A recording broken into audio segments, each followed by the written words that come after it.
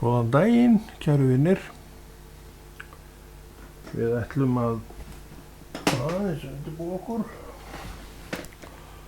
og svo byrjum við fallegu húuna mína sem að gefin fyrir nokkrum árum og ykkur skipstjóra held ég.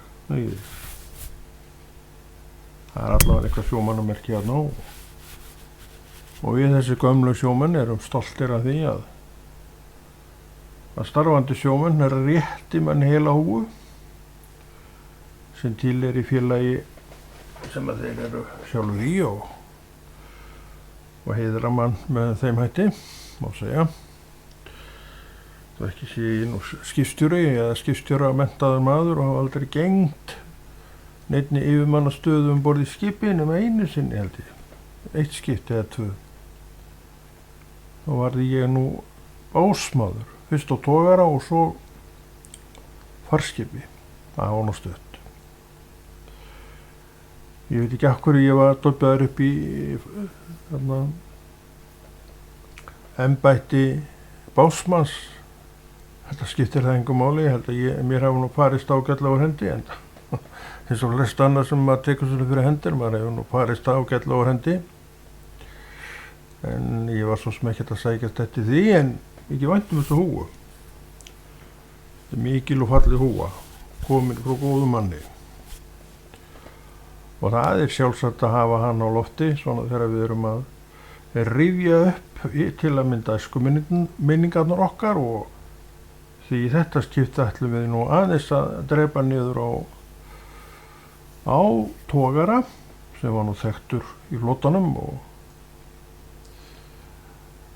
og var þekkt nafn í Hafnarfirði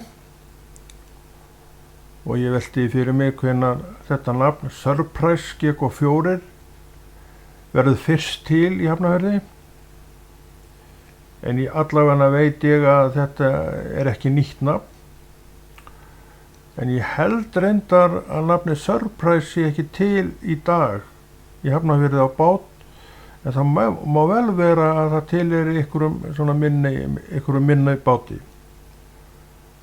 Tíma í Hafnarfirði var bátur sem heitir Surprise, en ég held að hann sé löngu horfinn úr flotanum og eins og ég segi, þá veit ég ekki hvort það sé eitthvað Surprise nafn í dag á skipi sem gert út úr Hafnarfirði, annars svo sem engin útgerðarorðin í Hafnarfirði og það sem að það tilheyrir einhverjum smábátum þá, það sem þetta litla sem en það nú samt einhver umferð Hafnarfjarðarhöfn og fasta gestir á sumrin voru nú Rússarnir blessaðir þegar þeir voru að koma á frystiskipunum sínum á landa, en ég veit ekki hvernig þetta í dag vegna Úkraínustríðsins. Það er ekki búið að loka þá alla grein. Hvað það? Þetta allt saman breytingum háð. Ég var að velta því fyrir mig svona hvenær þetta nafn fyrst hefði komið fram. Það má alveg örugglega líklega finna það, en ég fann það nú svona ekki í fljótu bragði. En árið 1924 þetta nafn komið fram. Þannig að það einhverjum árum eldra. Og Surprise GK4, hann kom, hann þess að tilheyrir eldri gerð af togurum og fyrstu kynslóð togara. Þessi Surprise, hann var 313 tonna stærð og löngu fyrir mína tíð. Hitt skipið Surprise eldri, nýrri, hann líka í raun og veru fyrir mína tíð. Þegar ég fæddur 53, þá Surprise búinn að vera í drift í 5 ár, hann kom 47. Þannig allt þetta nú fyrir manns tíð. En þetta var skipið sem maður sá. Þetta var skipið sem maður landaði upp úr. Þetta var skipið sem maður oft ísaði og þreif lestarnar í og var með því að stilla upp lestarborðum og útbúa lestina til meiri fiskitöku, þó maður ekki sæi maður það sjálfur á þeim tíma, en var bara eftir þegar skipið fór, þá stóð maður kannski á bryggjunni og horfði á eftir í sigla út fjörðinn, á milli garðanna tveggja og út fjörðinn. En eins og fram hefur komið og við mörg vitum að þá sáu unglingar, bara krakkar mikið landanirnar á sumrin, þeir voru náttúrulega í skólum og vetrum, og það þótti bara sjálfsagt, og sjálfsagt hefur nú hugsunin í grunninn verið að krakkar hefur bara gott að því að vinna svolítið, og ég nú alveg inn á því, og ég skemmtist nú ekkert af því að þurfa að vinna eitthvað pínlítið. En við vorum frjálsir, við máttum mæta og gátum mætt þegar við vildum, og þetta var svona allur gangur á, sem við voru duglegri en aðrir og voru kannski reknir að heiman frá sér, og foreldrarnir ýttu þá í vinnu, og meðan aðrir foreldrar höfðu þetta svona frjálsara og leyfðu krökkunum mest mikið til að sjá þetta sjálfur. En sem sagt, fyrra skipið Surprise, það er komið 1924 og er sem sagt í drift, reikna ég með, þangað til nýja skipið kemur, nýji Surprise kemur, þó ég þekki ekki þá svo nákvæmlega, en Surprise GK4 kom 28. október 1947, og þetta skip smíðað í Skotlandi og talsvert stærra fyrra skipi, alveg helmingi stærra. Þessir fyrstu kynslóð togara, þetta voru frekar lítil skip, en þó fer þeim nú stækkandi, því að til að mynda fyrsti togarinn sem var byggður fyrir okkur Íslendinga, hann Leifur, hvað hétt hann aftur? Það skiptir ekki máli, það ekki Leifur Heppni? Jú, hann var eitthvað 250 tonn. En Surprise fyrri, eldra skipið, hann er 313 tonn, þannig hann er svona smá stærri heldur en Leifur Heppni. Ég er ekki að fara með rétt nafnum þar, maður ætti nú að vita þetta, en það skiptir ekki máli, þú veist alveg hvað skip ég er að tala um. En þetta skip, fyrsta skip, það strandaði ég starfi Grindavík, og það var eitthvað manntjón þar, en ýtti að ég held talsvert mikið á félögin, menn að búa til einhver björgunarfélög. Það held ég að hafi verið rosalega ýtandi á það, og það verða þarna til margar björgunarsveitir, og þessar björgunarsveitir eru í dag orðan bara partur af veruleika Íslendinga, og kannski verið að ofnota þessar björgunarsveitir, ég veit það ekki, en allavega eru þær til taks og hafa mikinn búnað og mikla og góða þjálfun, sem að held ég að ég nú ekki eftir að verða okkur til neinna vansa. En kannski eins og við vorum að tala um, þetta nú svolítið misnotað allt saman. En sem sagt að gamli Surprise, hann gengur úr sér og er líklega seldur þegar að nýji Surprise kemur. Og það er eins og við vorum að tala um 28. október 1947. Hann er smíðaður í Skotlandi. Allir þessi togarar, þessi svokölluðu nýsköpunar togarar, eru smíðaðir í Bretlandi, í Englandi eða Skotlandi. Held ég að sé nú þessi tveir staðir sem að tóku nú að sér þetta verkefni. Þetta var mikið verkefni, og þeir enduðu í, held ég, tölunni 42. Þannig að þetta var gríða mikill floti sem við fengum af þessari stærð skipa. En við þekkjum útgerðarsöguna, hún var allavega, og ég held að það sé nú mest bara vegna þess að menn voru klaufar að gera út. Einar Þorgilsson, hann gerði út Surprise, Einar Þorgilsson og Co. Hérna í Hafnarfirði, gerði út Surprise og hann gerði út báta líka. Þetta var útgerð sem var rekin með mikilli hagkvæmni og mikilli reisn og það var alltaf ágóði talsverður hjá Einari og Kó. Þó að aðrir væru við að leggja upp laupana þá stóð hann nú alltaf eftir vegna þess að hann bara kunni að reka skip, hann kunni að verka fisk og þetta var bara glöggur maður. Og það nú til sögur af því af Einari að hérna, honum hana, já, hvað heitir hann? Gleymir maður. Það verðst nú ekki fyrir þér að muna. Það skiptir engu máli. Hann var glöggur og hann keypti góðan fisk og vandaði valið mjög til fiskjarins og ég held að hann hafi ekki keypt þorsk af öllum veiðisvæðum við landið og vildi heldur þorsk frá þessu svæði heldur en hinu svæðinu og það var náttúrulega bara vegna þess að hann hafði góða reynslu af því.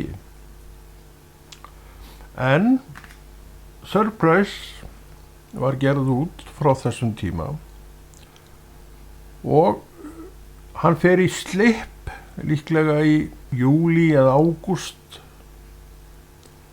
og hann í 1 mánuð í slippnum í Reykjavík, stóra slippnum svo kallaður.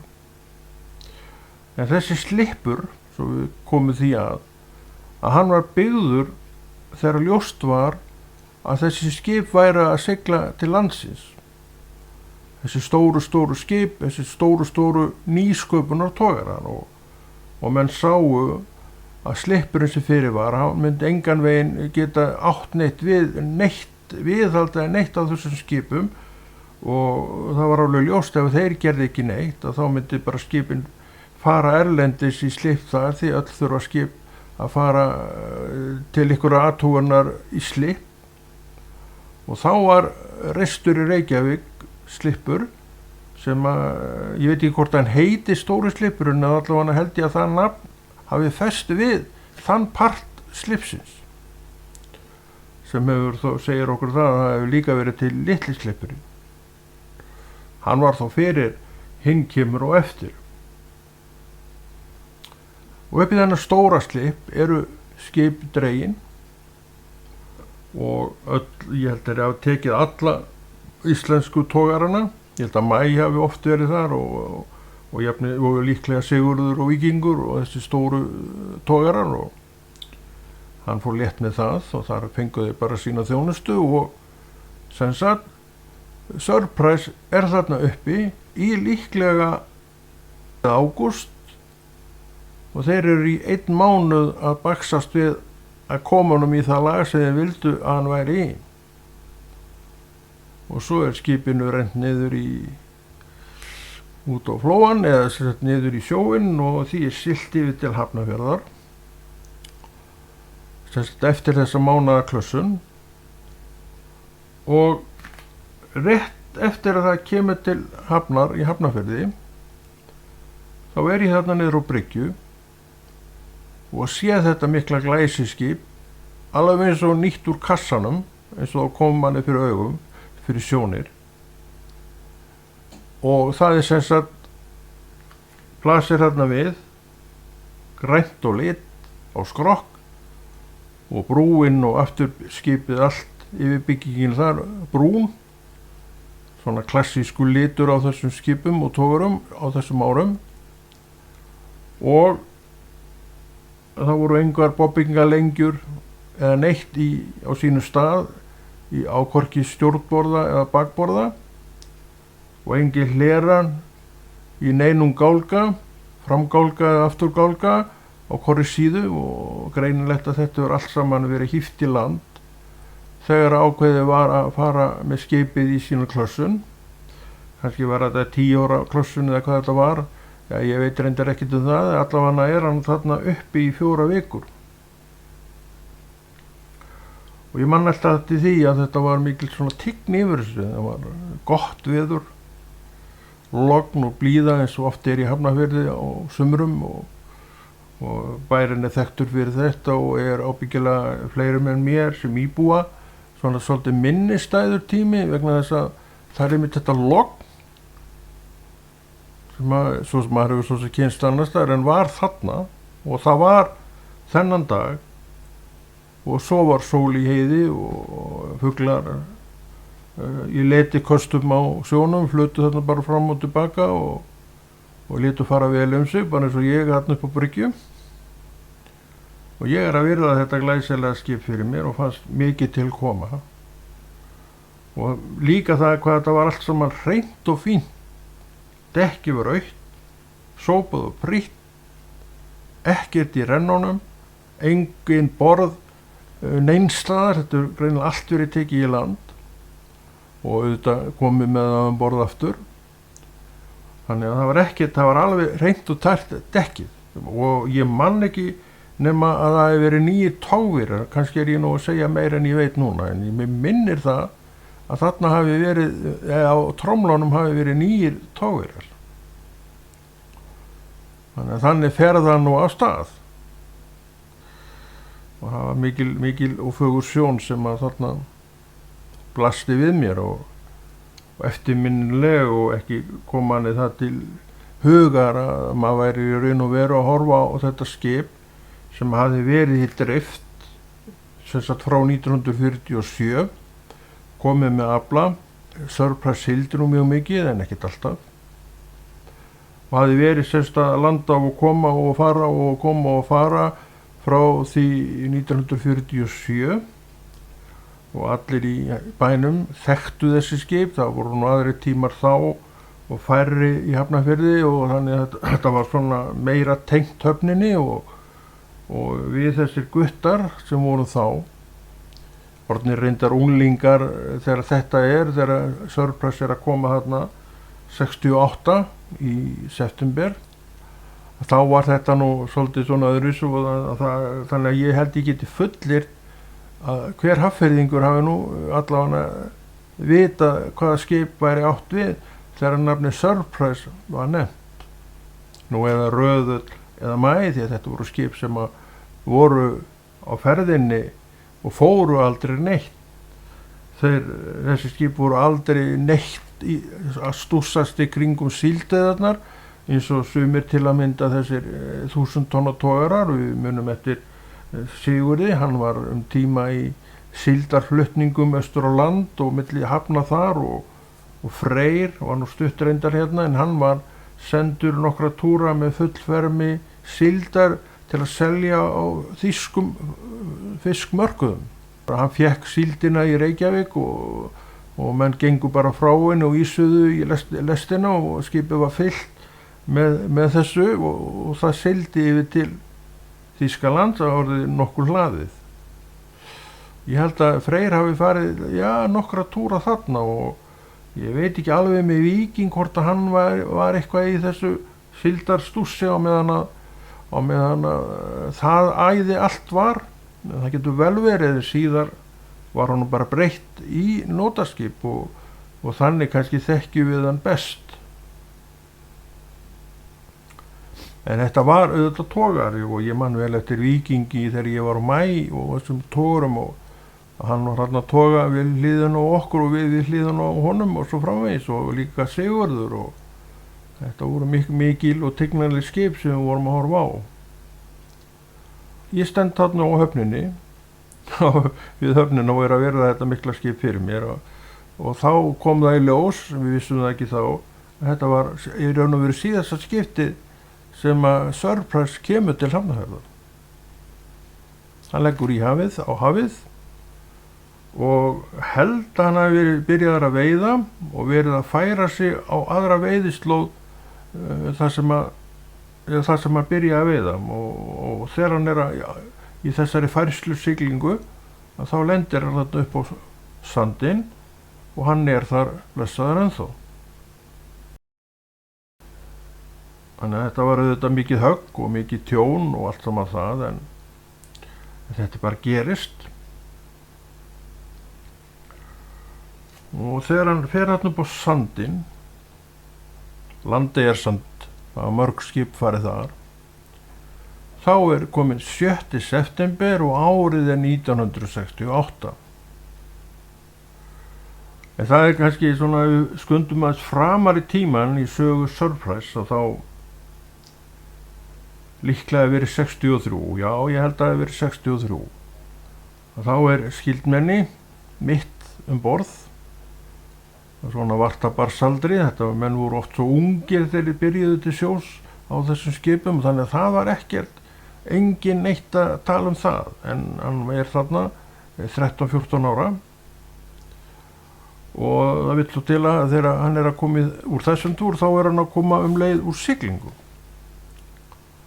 og við þarna nokkrir félagarnir að ætlum að taka á móti, við náttúrulega þekktustum allir og svo kemur Surprise inn og einn af okkur, hann var svolítið eitthvað annars sögar og þegar á springstrekkir þá lendir hann í því og springurinn fleygði honum í sjóinn.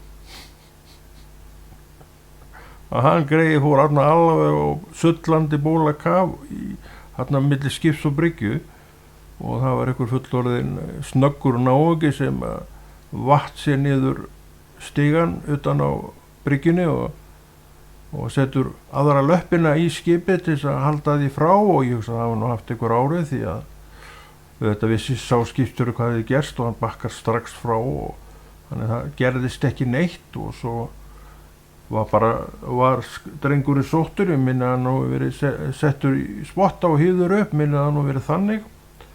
Jó, það var þannig, ég held að lóðsbáturinn hefði ekkert komið neitt þarna, hann hefði örugglega komið, hefði verið eitthvað vesen. En hann slapp með skrekkinn og að sjá var ekki neitt meint af þessu volki og hann nefndi aldrei neitt í sambandi við það, hann hefði orðið fyrir einhverju skakkaföllum og einhverju tjóni og kannski pínu skömmustulegur yfir því að láta fara þessa leið með sjálfan sig því að þetta var bara hreinn klaufaskapur. Þegar þú vart þú sast í kringu skip og enda á skipi þá var það náttúrulega fyrsta reglan að þú stendur réttu megin við spottan.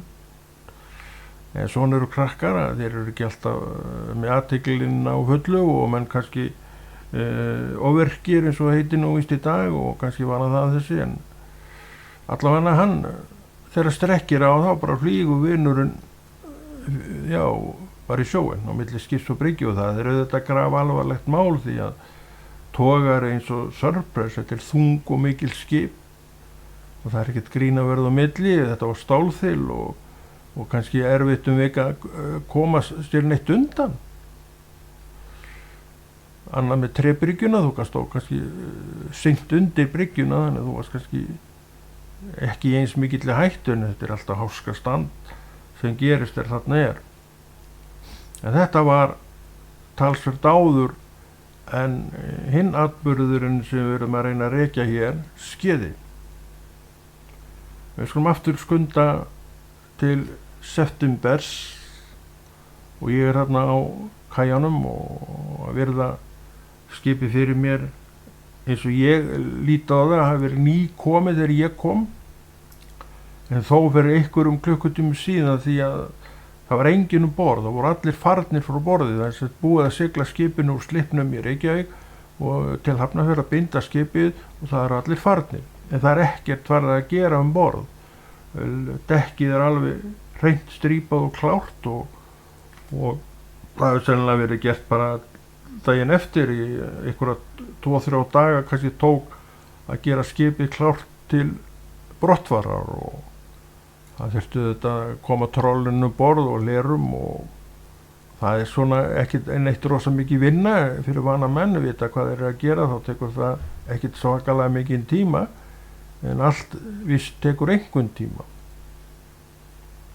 og að ísa skipið og sjálfsagt hefur verið líklega hefur allar uppstillingar í lestinni ekki verið uppstilltar þannig að þurfti að jafnvel að stilla borðunum upp í lestinni og búa til steisa og allt saman þetta en núna mér finnst það nú trúlegt og þegar menn fór í að rífa allt af dekkinu þá nú ekkert ótrúlegt að lestin hafi líka verið strípuð og ef þetta var eitthvað svona klössun þá nú ekkert ólíklegt að menn mönnum hafi fundist að þeir þyrfti þá allavega eitthvað að skoða þar.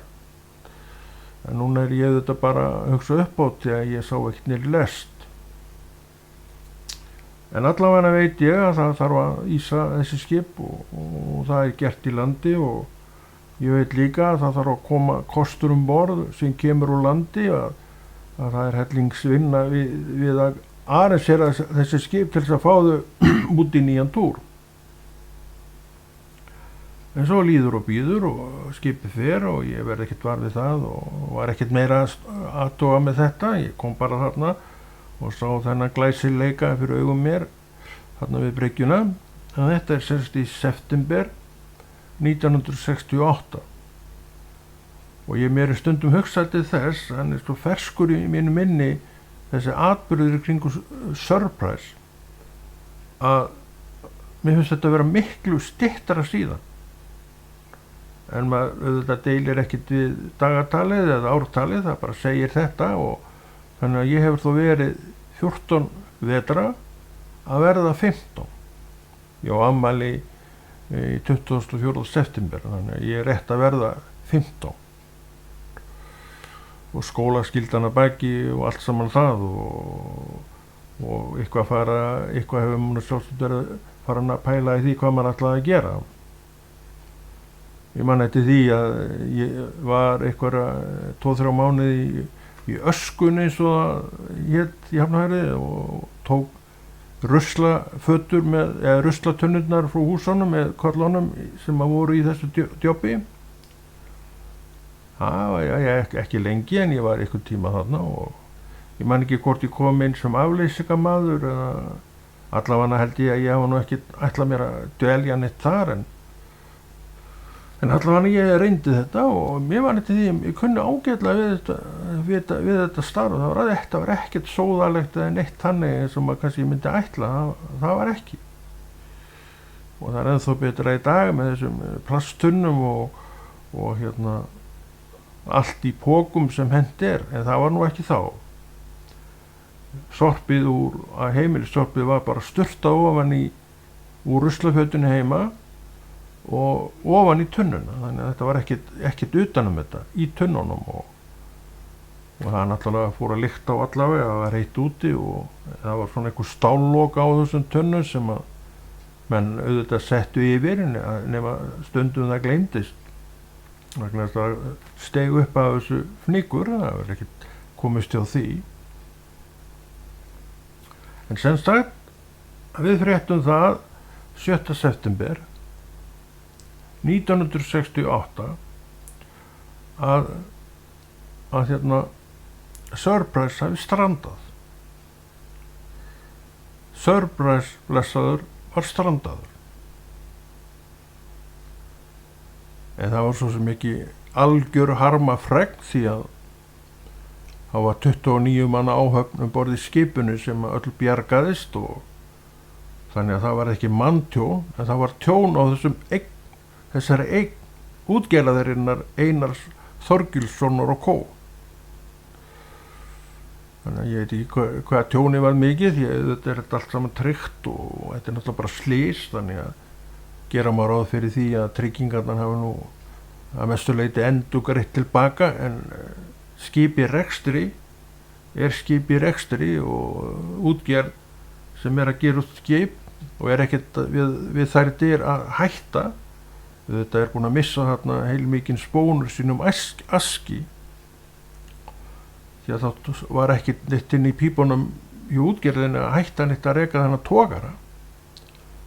Hann hafði verið rekinn alveg frá því að hann kom 47 og þetta var góð útgerð, þetta var alvöru útgerð og já, kannski fannst einhverjum heiður að því að starfa á Surprise, ég veit það ekki, en ég starfaði aldrei þar og hann er sem sagt komin úr rekstri þegar ég ræði mig á fyrsta skipið við togaran maí 1970. Þá er Surprise búin að vera frá veiðum í 2 ár og liggur þarna upp á söndunum. En það var sem sagt mér Mannbjörg og skipstjórinn sem var með skipið þennan túr og var búin að vera með skipið einhvern tíma, hver lengi veit ég ekki, heitir Kristján Andrésson. gamal reyndur togara skipstjóri, búinn að vera með togara kannski í áratugi, ég þekki það nú reyndar ekki, en hann allan með Surprise þegar þetta hvernig hann tók við Surprise veit ég ekki heldur, en hann þarna borð sem sagt þegar þetta á sér stað. Það sem meira að segja með hann ágæta Kristján Andrésson að hann var tíma með Hauganesi, kannski var hann eini skipstjóri þannig borð og meðan að Hauganesi var gert út, en Hauganesi GK3 var aldrei lengi í rekstri, en allavega einhver ár.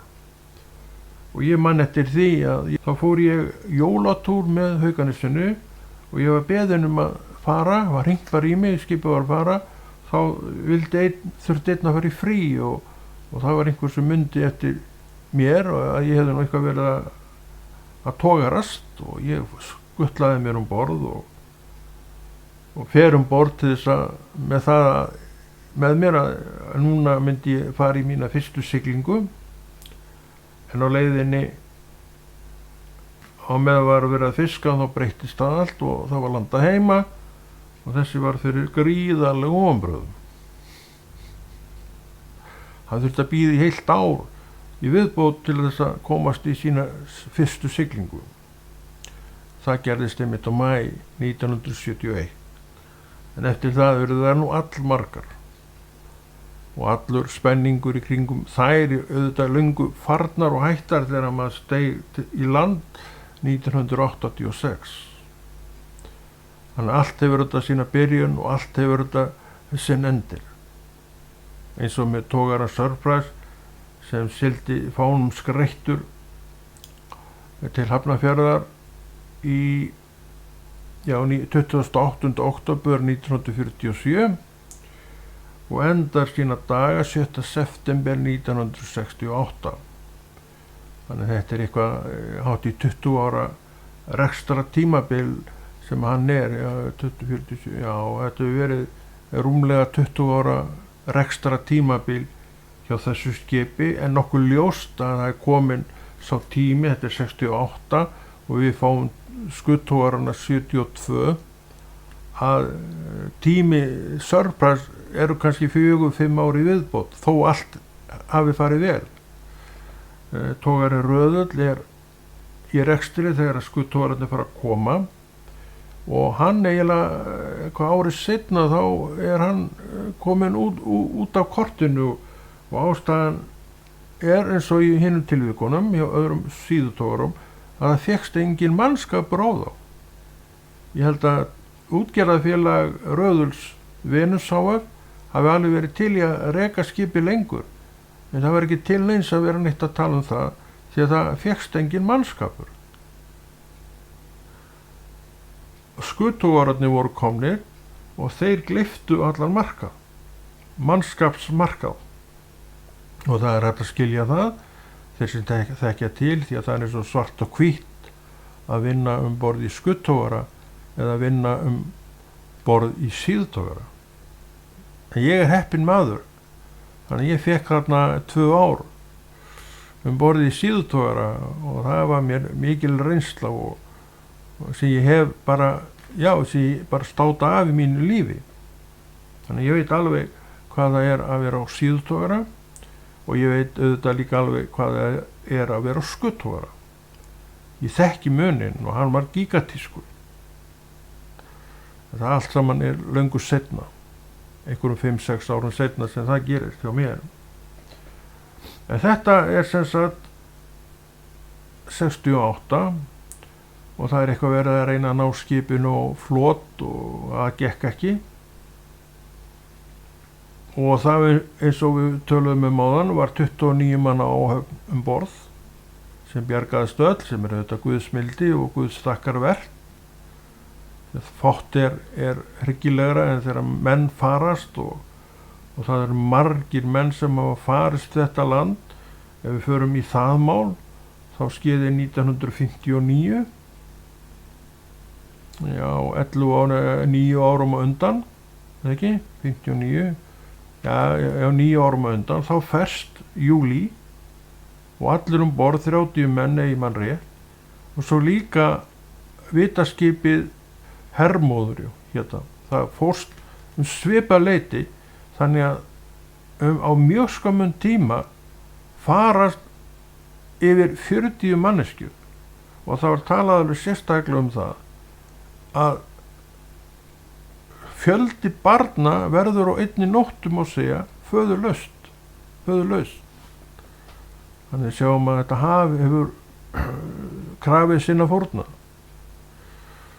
En þetta er eitt af því sem við lifum með, og þetta er eitt af því sem við búum við, en hefum náð gríðarlega góðum og miklum tökum á, einfaldlega vegna þess að menn loksins tóku sér taki og réttu sér upp og fóru að vinna í þessum málum. Og þarna náttúrulega beinast öll spjót að ágætum sjómönnunum, því að þeir eru borð og þeir þurfa að vera vel að sér í björgunarfræðunum. Sem sagt, það var eigandi Surprise var Einar Þorgilsson & Co. í Hafnarfirði, og þetta fyrirtæki rak mikla fiskvinnslu, saltfiskverkun held ég að Einar hafa nú mest verið í. Hann gat sér gott orð sem saltfiskverkandi og stóð af sér allar þessar markaðssveiflur vegna þess einfaldlega að vera bara með gott hráefni, góð vöru, og var orðið þekktur fyrir það. En Einar Þorgilsson & Co. gerði einnig út tréskipið Fákur GK24, hét seinna Steinunerre, og Faxa GK44. Það var skip í kringum 200 tonn. Og svo var flaggskip útgerðarinnar Fívill GK54, sem mörg okkar muna og þótti mikið og glæsilegt skip, og var það, og gott skip sem fiskaði mikið, og ég síðast ég vissi, það getur vel verið að síðan en þá var það einhver aðstaða fyrir sjóferðirnar frá Reykjavíkurhöfn í sambandi við túristan. Ég veit ekki hver staðan er akkurat núna, en í mörg ár þá var það þar, og ég reyndar vissi aldrei almennilega í hvað þetta skip var notað, en það var eitthvað í sambandi við túristan, eða hvort þetta var einhver starfsmanna aðstaða eða hvað, og er það kannski enn. Það er að segja ef þetta skip þarna ennþá. Allt tekur þetta nú enda og allt breytist þetta, og blessaður hann Surprise okkar, hann ennþá á Söndunum, á Landeyjarsandi, og var það ekki 2018-19 eitthvað svoleið sem að hann skýst upp aftur og upp á yfirborðið, og það er nú til einhverja myndir af flagginu, og það sést þar að öll yfirbygging horfin, en hann þarna þá og er kannski að dusta af sér rykið annars leið og sjást, á þess að menn auðvitað viti það, því að menn eru ekki dagstaglega að kanna sandinn, því að það eru nú óskup lítið að sjá, og þeir sem fara þennan sand, þeir eru þá að leita að gullskipið eitthvað slíku, og það er allt í góðu með það, ef menn vilja það, þá bara halda þeir því áfram, og það er ekki annað að sjá nema af slíku verði. En þetta er nú enn ein æskumyndin sem að ég er að reyna að draga hér upp, og það var svona smá togarasaga dregin fram í þessari æskusögu, kannski að mestu leyti, og það er allt í lagi. Þetta er allt saman partur af æskumynd okkar margra sem eru á svipuðu Reykjavík og ég, og ólust upp við sjó og sand. En við segjum þetta gott, og ég bara kveð og held þessu sennilega áfram, líklega eitthvað aðeins áfram.